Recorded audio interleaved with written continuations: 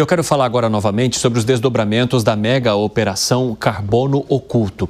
A Janaína Camelo vai trazer um destaque do ministro Fernando Haddad, que falou em sofisticação no combate ao crime organizado e que, dessa vez, a operação atingiu o andar de cima.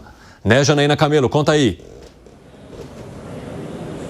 Exatamente, Evandro. O ministro ele falou em sofisticação, se referindo à estratégia que essa organização criminosa usava para esconder a origem desse dinheiro, né, desse recurso que foi obtido ali de forma ilegal. Então, o ministro disse que, além de usar ali a cadeia de distribuição de combustíveis, essa organização, para lavar esse dinheiro, usava também ali o mercado financeiro. Então, o ministro, segundo o ministro da Fazenda, foi necessário usar o setor de inteligência da auditoria da Receita Federal, justamente para conseguir chegar até o patrimônio desses criminosos, saber qual o caminho desse dinheiro, né? Então, ele disse que foi usada toda essa estratégia de inteligência da Receita Federal para acessar os fundos de investimento e saber para onde esse dinheiro chegava. Segundo o ministro, concedeu uma coletiva de imprensa hoje, né? Na coletiva de imprensa junto com o ministro Ricardo Lewandowski, ali detalhando todas as informações dessa mega operação. Segundo Haddad, só em fundos investigados, esses criminosos movimentaram aí 52 bilhões de reais, isso em 4 anos. A gente vai ouvir o que o ministro falou mais cedo. E nós estamos falando aqui de uma operação que envolveu a investigação desses fundos, por onde transitou, ministro Sidônio, 52 bilhões de reais em 4 anos. Nós estamos falando de uma operação que está bloqueando mais de 100 imóveis, que está bloqueando veículos, que está bloqueando patrimônios que pode chegar à casa de bilhões de reais. Pois é, e aí o ministro reforçou que é preciso, sim, ações em operações como essa para imobilizar esses ativos, né, esses fundos de investimento. Ele deu um exemplo, segundo nas palavras ali do ministro, se você prende uma pessoa, mas o dinheiro fica à disposição do crime, então essa pessoa presa vai ser substituída por outra pessoa. Então é preciso encontrar o caminho desse dinheiro e imobilizar esses ativos. E aí sim ele falou sobre a operação ter conseguido chegar no andar de cima do esquema, se referindo às cabeças desse esquema que foram pegos. A gente vai ouvir também. E, em geral, o que fica preso é o personagem menos importante da estrutura criminosa. Você não chega no andar de cima do crime organizado. Essa operação é exemplar porque ela conseguiu chegar na cobertura do sistema, no andar de cima do sistema. E, para isso, a Polícia Federal e a Receita Federal têm que trabalhar juntas. Pois é, só lembrando que essa mega operação, liderada pela Polícia Federal, em parceria com a Receita Federal, o Ministério Público dos estados ali envolvidos, foram bloqueados 1 bilhão e 200 milhões de reais em fundos de investimento. Houve também a quebra do sigilo fiscal e bancário de pessoas físicas, pessoas jurídicas. Nessa coletiva de imprensa, só relembrando, o ministro Ricardo Lewandowski disse que as investigações continuam e que em breve novos resultados dessa investigação, dessa operação, vão ser anunciados. Evandro. Obrigado pelas informações, Janaína Camelo. Ô, Fábio Piperno, você entende que dessa vez a operação atingiu o andar de cima? Ela atingiu o andar de cima, porém, ela é uma operação. Vejam, historicamente aqui no Brasil, né, a gente, de certa forma, sempre que fala em violência, em crime organizado, lá do Rio de Janeiro, por exemplo, olha direto para o morro. É lá no morro que está o traficante, é lá que ele se esconde, é lá que o tráfico acontece. Aquele lá é o operador final. A exemplo do que aconteceu hoje aqui em São Paulo, quem está, na verdade, financiando aquela galera toda é quem está lá na Zona Sul, porque é lá que está o dinheiro. Então, o que aconteceu aqui em São Paulo hoje? São 42 empresas lá da Faria Lima. Não adianta só prender esses bandidos que têm esses nomes folclóricos, né? Muitas vezes até no enfim, diminutivo para, de certa forma, glamourizar, né, esses meliantes aí. Esses são todos, enfim, são todos bandidos. Mas não é, por exemplo, o cara todo esfarrapado do morro lá do Rio de Janeiro que vai ser o grande cabeça do tráfico de drogas, ora bolas.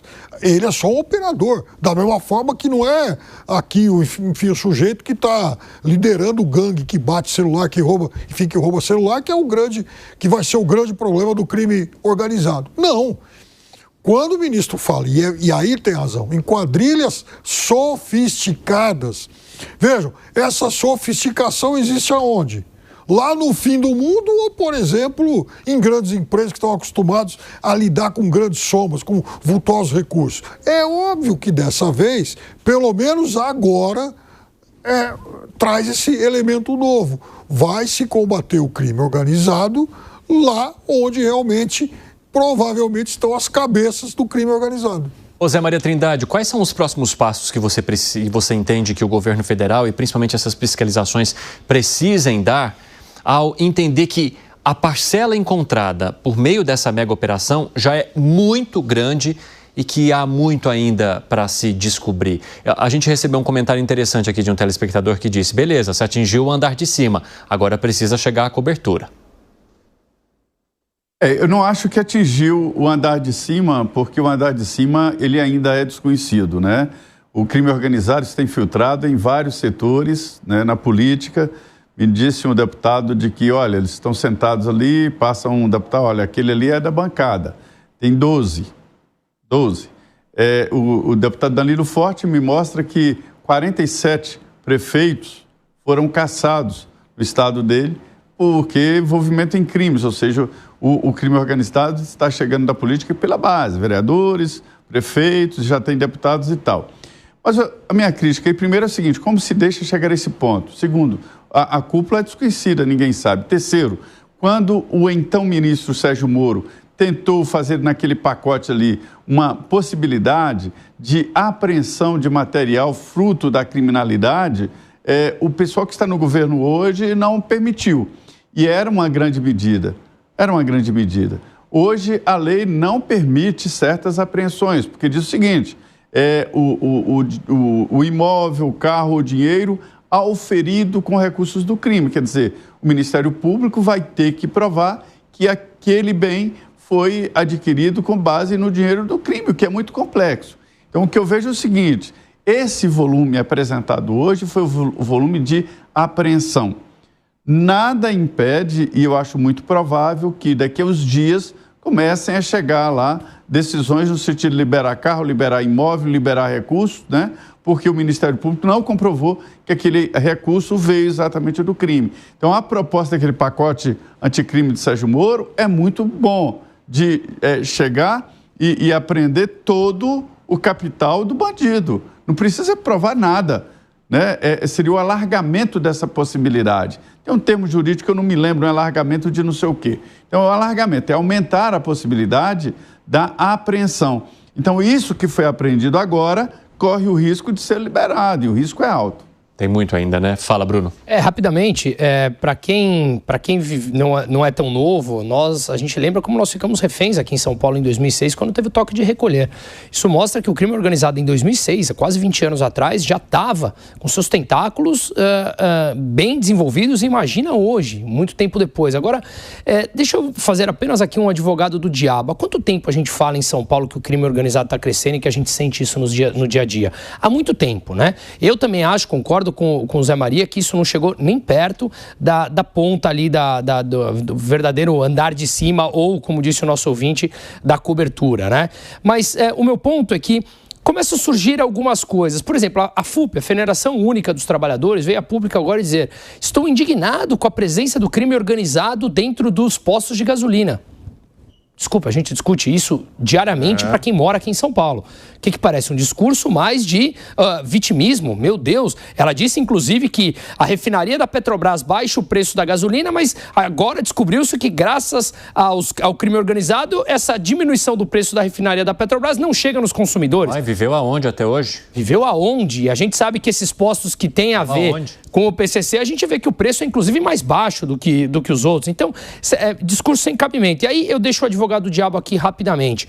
Será que isso também não pode envolver mais tarde os Estados Unidos e justamente por isso essas investigações, por casualidade, chegar agora? Ou seja, há muito tempo a gente sabe, por que só agora? Por exemplo, uma das grandes discussões Brasil e Estados Unidos no comércio é o etanol.